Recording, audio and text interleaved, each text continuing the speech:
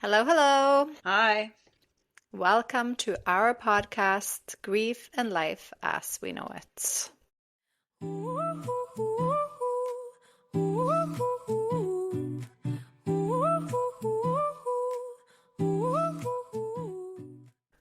All right, Nina, let's get into it. We talked a little bit about the how of this podcast, how it all started, but we haven't really talked about the why, the story behind the grief. So, what made you feel like this really needed to happen? Well, when I had that dream, it just stuck with me. I kind of knew that there was something there. It was like I really had to do something about it. I saw it as a sign in a way, and it felt important to follow this dream. Right. But despite the dream, you could have just written a blog or kept a journal. Why a podcast? Why a podcast? Honestly, as you know, I think that this is all a bit scary. Us two podcasters in English. But yeah, just because I had this dream, it's all a bit surreal, I guess. But here we are, sharing our story to y'all. I think it will be good for you to share, and I'm excited to be a part of it. That's good. So anyways, grief is obviously the topic, and grief has so many depths. It's heavy and complicated, yes, but it can also lead you into new directions. And it's not just something you write down, process, and then move on from. It's something you have to talk about, as you say, share, and also learn from. And more importantly, you know what they say, follow your dream. Right. Follow your dreams. Of course, it can help to write down your feelings and such in the process, but I feel like this podcast was both a way to reach out to others and also a way to process my own thoughts and feelings. So maybe this can be helpful both for others and me. And I know for sure that I'm not the only one who's been through this. No, you're definitely not. But your story is, it's a lot. Even from a distance, watching you go through everything, it was overwhelming, and I can't imagine actually living it. It was a lot, and it still is, but talking about it makes it less overwhelming in a way. It makes it more manageable. Okay, so let's get back to it then. Before all of this, tell me about life before grief. Okay, so long story short, life before grief was regular life, I guess you could say. I met my husband in 94. He was my high school sweetheart, and I was head over heels.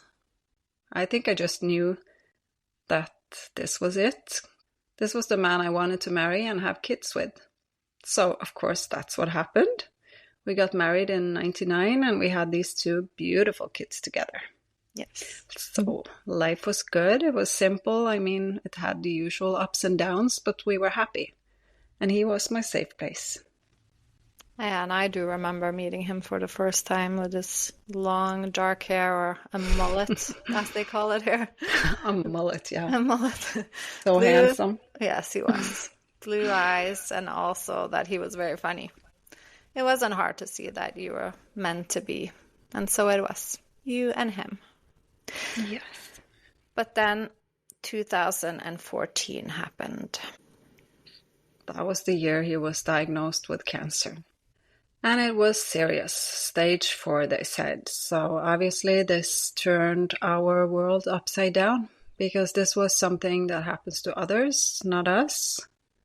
And suddenly we had to put his and our whole entire life into the hands of doctors and nurses, So the treatments, the fear, the unknown, a living nightmare that we just had to face. And so we did. He went through chemo, radiation therapy, and he had surgery. But then, after nearly a year of treatment in 2015, he was declared cancer-free. That must have felt like such a relief, or it was such a relief for all of us. Oh, it was. The first thing that comes to mind is that we were both so tired, and after that message from the doctors, we drove home and slept for hours before we could really celebrate it, you know? Yeah, I can imagine that being super exhausting. Even manning up before every doctor meeting and not knowing the results must have drained so much out of you. Mm-hmm. But after all that, there was more to come. Yes. Unfortunately, it didn't last. From 2016 to 2020, every spring he ended up in the hospital again. And each time the doctors thought the cancer was back. But every time, luckily, it was false alarm. Until it wasn't. So cancer kind of moved into our lives in 2014, but it felt like it never really moved out. The fear of him being sick again was always close, and we were almost always in a state of fight mode. But of course, life changed in many ways after cancer, also for the better. And that's also important to say something about, I think, because we kind of chose each other again, if you know what I mean. Became more close. Yeah, I do remember you told me that you got a lot closer and that your communication got better and everyday conversations deeper. Maybe it made you appreciate life and the little things more. I believe that a crisis like this can lead a relationship into many directions. It can go both ways. So long story short, again, we of course had a lot of challenges during these years, but also deep conversations, and we came out stronger together. That is amazing, because going through something like that must make it easier when you have someone to be fully able to open up to and share how you feel. And also knowing that there's somebody there to take care of you physically and emotionally. But then in 2020, right when COVID hit, I think we all remember. Tell us what happened to you. March 2020. This is a tough one. Because that's when we found out that cancer was back. So we lived with hope for some months, but this time it was different. Yeah, honestly, that must be the worst message to get. Definitely the worst. And he basically walked out of the door from home that spring, and after that he was more in the hospital than home. And COVID, of course, made it even more complicated. I even remember being so far away, feeling helpless, not being able to fly home to see you, and even having to say goodbye forever on the phone. That's just, yeah, so hard. But how was it like for you in the middle of all that? Yeah, what do you say? It was a living nightmare again, kind of like living in two worlds at the same time. One where I had to function, or try at least, to take care of our boys, myself, make dinner, and keep life going. And the other where I knew we could lose him. It's so surreal, and your whole body and mind goes into this panic mode, if that makes sense. Yeah. And he also got his treatment at a hospital almost 4 hours away from home, so that was also a thing. I had to move away for long periods of time, not being able to see him at the hospital due to COVID and restrictions. But, we needed to be close to each other. So even if the hospital didn't allow any visitors at that time, I stayed in hotels and at our aunt's place long periods of time until they let us come to visit. That is so crazy. Yeah, it is crazy to think about how it was during those times. It's almost surreal now, I think. Because most of the terrible messages about him having cancer again and so on, we got by phone meetings in the beginning.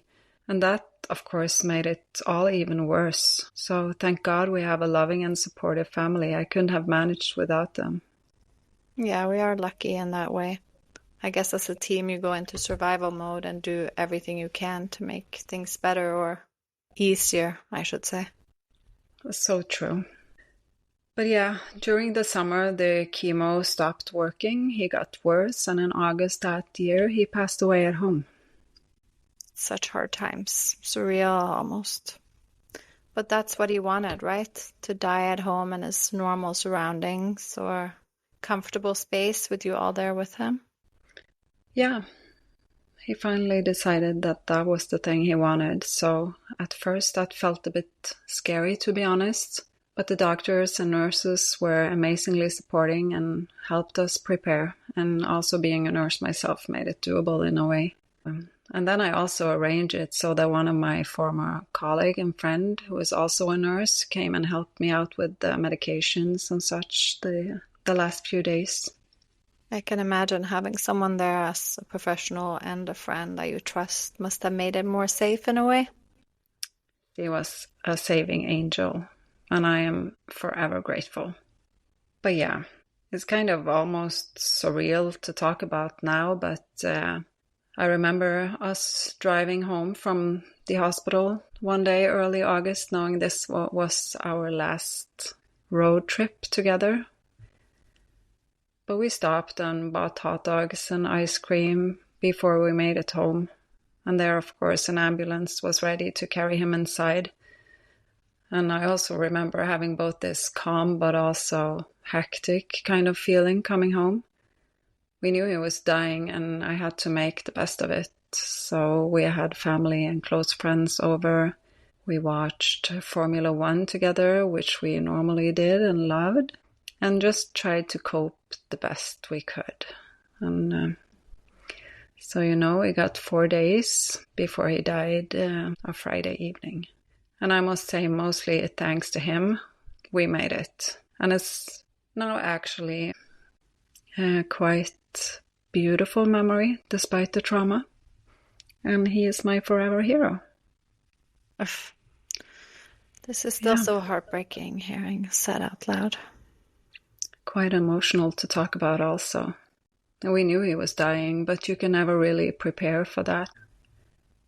You could say I had 6 years to prepare, but it still didn't make it any easier. Well, because it was probably 6 years of hope and not wanting that outcome. Yeah. And what's strange? When grief really set in after he passed, it wasn't just about losing him, it was also about losing my whole identity and the life I knew. I kind of was prepared to continue life as before, but only without him in it, and the rest would be kind of the same in a way. What do you mean about that? Well, during this time, some people just disappeared. Oh, yeah.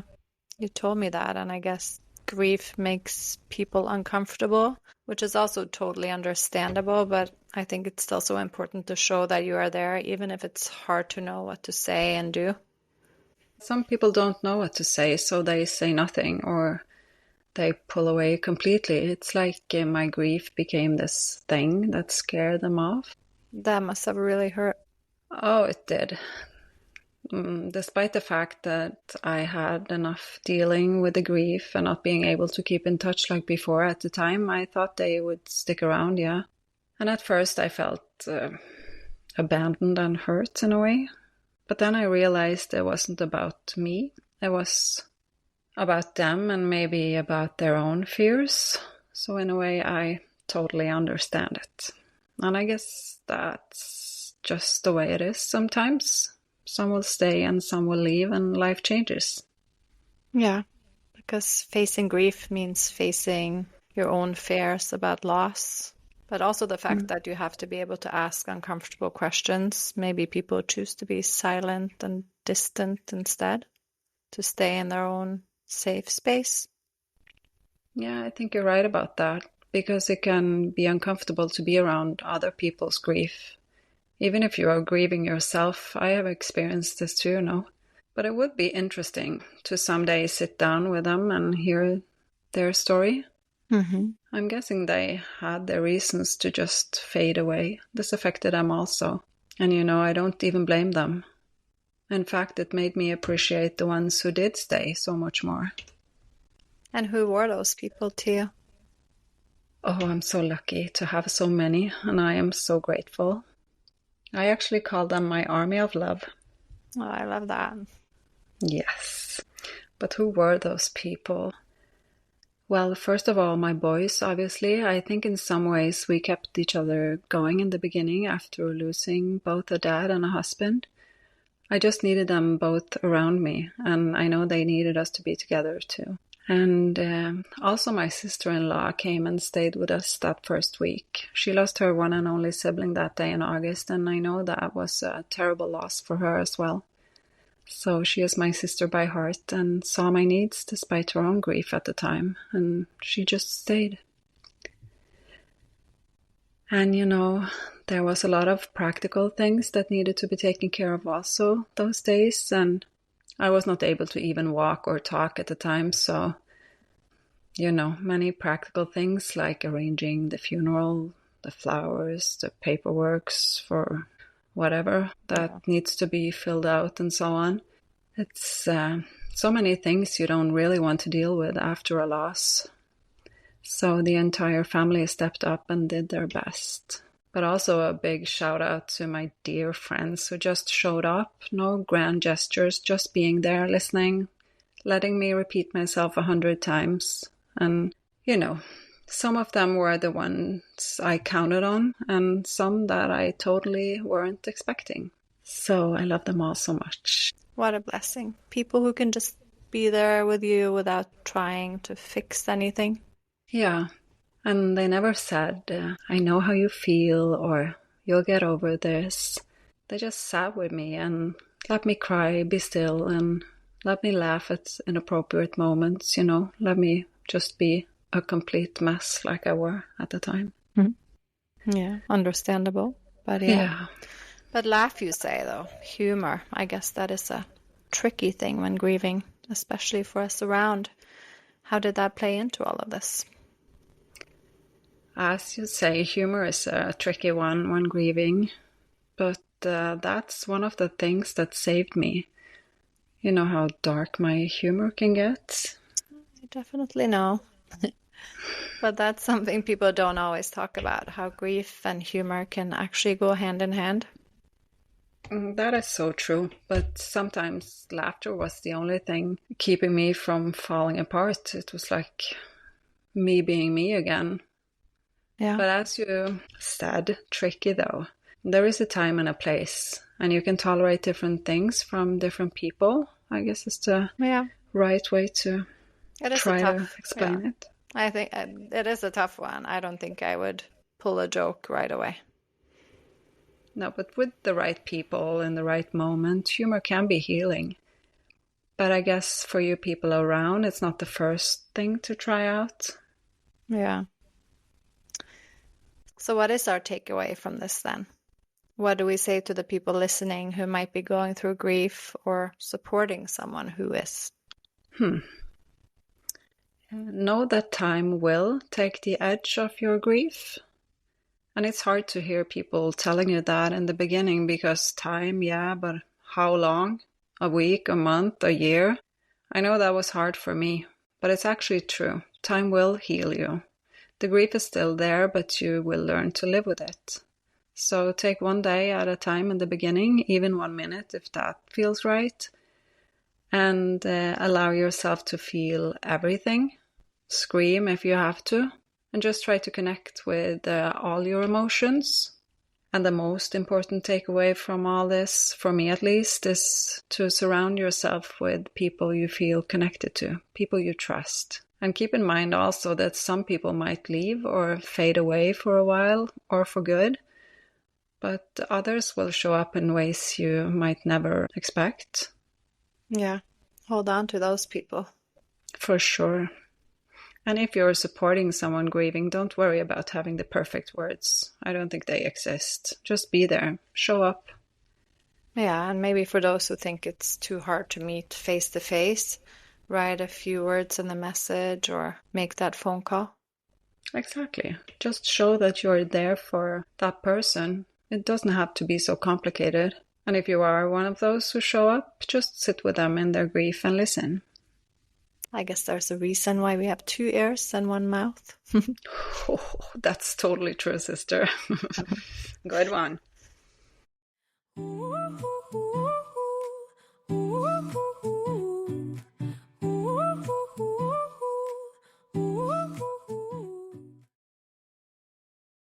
I do remember one thing that you told me that stuck with me, because I think the one fear that I would have if I were to picture myself dying is that my husband would find somebody new to love. And then even worse, that my kids would get a new mom that they would love as much as me, or, even more than me. So when you told me what my brother-in-law told you, that made me cry my eyes out. What was that? Yeah, I totally understand. I think most of us would feel the same way as you explained here. And I definitely thought I'd never find love again after he passed. He was the only one I had truly loved my whole life, and I tried to picture my life without him, but that was hard. Because he was my whole life. For 26 years, he was always there with me. But yeah, back to it. After the meeting where the doctors told us that there was nothing else they could do to treat the cancer, he told me that he needed some time for himself. He needed to let this all sink in, and he needed me to leave the room. And that was so hard.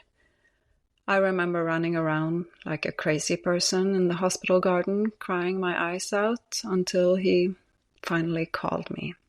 And then we had this talk, and you knew him. You knew how much he loved me and how almost overprotecting he was towards me. Yeah, he really was. It was you and him, Yeah, but now he wanted me to promise him that I wouldn't be alone in life. And this feels kind of private because, this was such a personal and heartfelt conversation between us two. But I think it's important to share this because it really shows you all what a wonderful and strong human being he was. So I had to promise him to find love again after he passed, and that was important for him. He didn't want me to be alone. And at first I refused to even have this conversation. It felt absurd. But every day after he repeated this, and when we came home, I felt like I kind of owed him this. So in the end, I promised him that I would find love again at some point. And it's such a crazy conversation to have, but he actually had kind of the right to decide on what to talk about these last few days, so that nothing was unsaid, he explained. This was very important for him. And I remember after I left him at the hospital that day when he first told me and asked me this, I cried so bad because so hard it must have been for him. Mm-hmm. Oh, I get so emotional. Mm-hmm. Jesus. It's okay. Of course. I guess he was the one dying, so it must have been really hard. He was the one who's going to leave us all behind. But by doing this, he helped me and us through a lot, and I think he knew that. And it says a lot about how much he loved me. And that's a beautiful thing. Yes, it's so sad, and it really shows what an incredible and loving guy he was. Really. But then you did find love again. I did. So let's talk about him then. The man who came into your life when you least expected it. Yes. I met someone in 2021, the year after. It was just friendship between us for a long time. No pressure, no expectations. He was just this extremely funny and easy to be around kind of person, and also so understanding and patient. And we didn't have to define anything. We just hung out and had fun and, got to know each other. And I really needed that at the point. And meeting him gave me kind of a break from grieving. It sounds like he gave you something safe and solid to lean on. Yes, I actually call him my resting heart rate. That is very beautiful. It is. Because he calmed me and he helped me to see life through new eyes without even knowing at the time. And long story short again, after some time, I just knew that I had these feelings for this man. Did that surprise you in any way? completely. I never thought I'd feel that way ever again. And at first, when I realized how I truly felt, I didn't even allow myself to have these feelings. But there it was, love.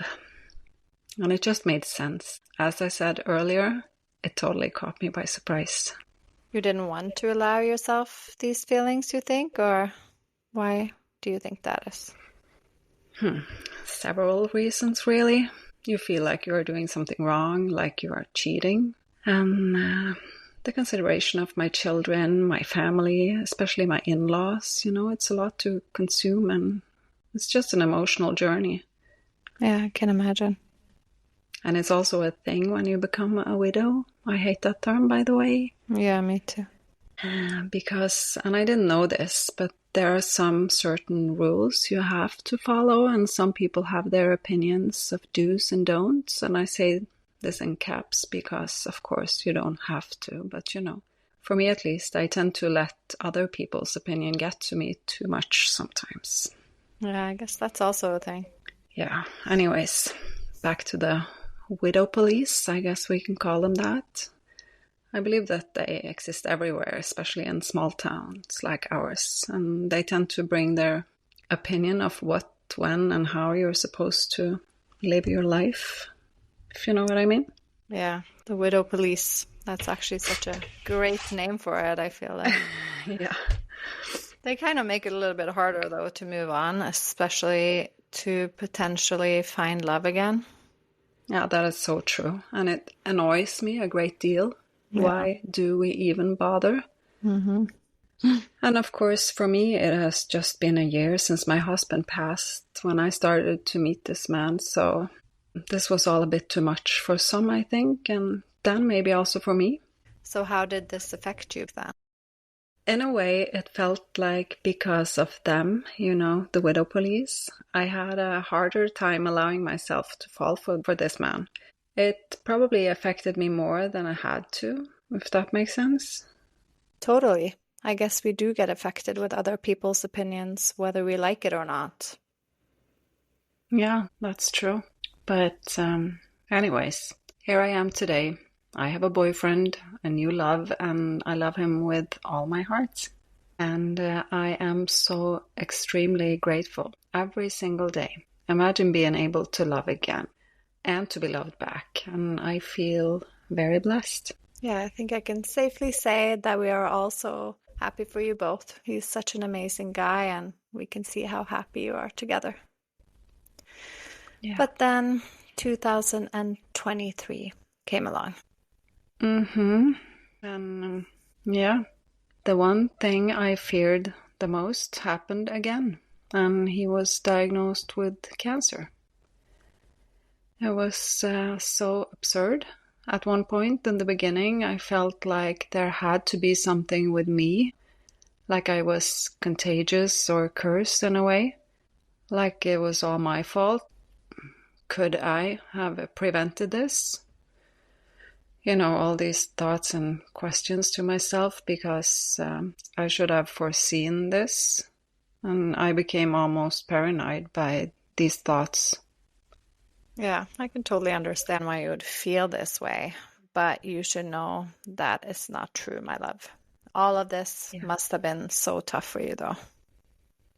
Oh, it was. There was really no way I could ever prevent this. He was the most healthy person I ever met, almost annoyingly healthy, working out every day, didn't eat any sugar, no drinking or smoking, taking care of himself. He was a strong and healthy man.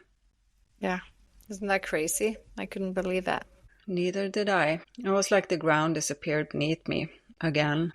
Yeah. How do you even begin to process something like that? I don't think I did at first. I just went numb. As I said, this was too much.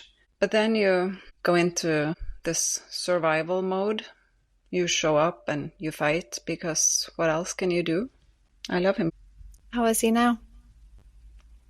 Still battling, still here, still my resting heart rate, and the strongest man I know. Yeah, and you're right there with him. Of course, because he was there for me without question when I needed him the most, and now it's my turn to be there for him. We are, of course, in this together, trying to make the best of it. That's love. Yeah, that's love. Messy, unfair, and complicated, yes, but most of all, beautiful love. So what do we take from all these things that we have talked about now? That is a tough one because there is no one answer to this. But I guess for me at least, I have learned that sometimes life will break you, but it will also build you back up again. And we are so much stronger than we can ever imagine. We just have to acknowledge it. And we all have the ability to create our own outcome in a way. Maybe sounds a bit easy, but you just have to choose to believe in that every single day. And also, despite all the trauma and grief I have experienced in my life, I have also learned that love doesn't come in one shape or at one time. It finds you when you least expect it. And that counts for all your relations in life. And also, I must say, if you love someone, tell them. And maybe the most important of all, that even in the hardest moments, there is always hope. And hold on to that. Yeah, we got to have hope. Always. So to everyone listening, thank you for being here, for showing up, and for being open to this conversation. Until next time, bye-bye. Bye.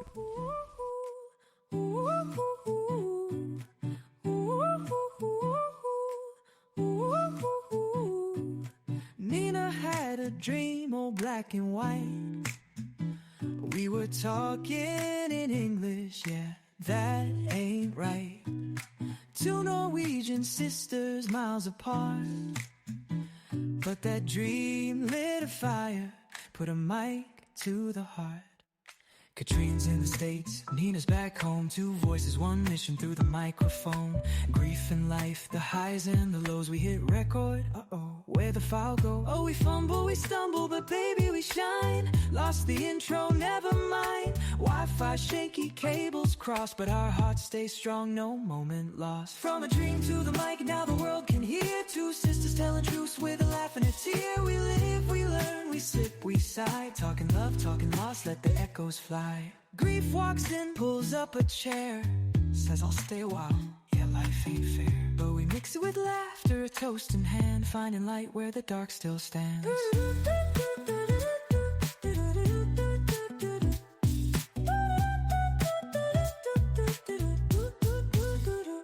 Ba-da-da-boo-doo, is this thing on?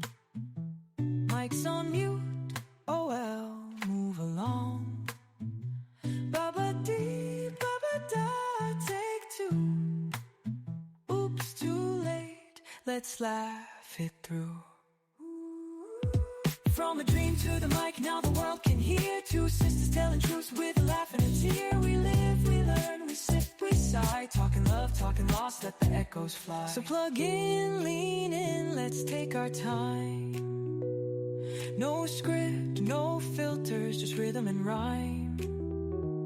We're here, we're now, we're in our prime. Two sisters, one dream, on the mic.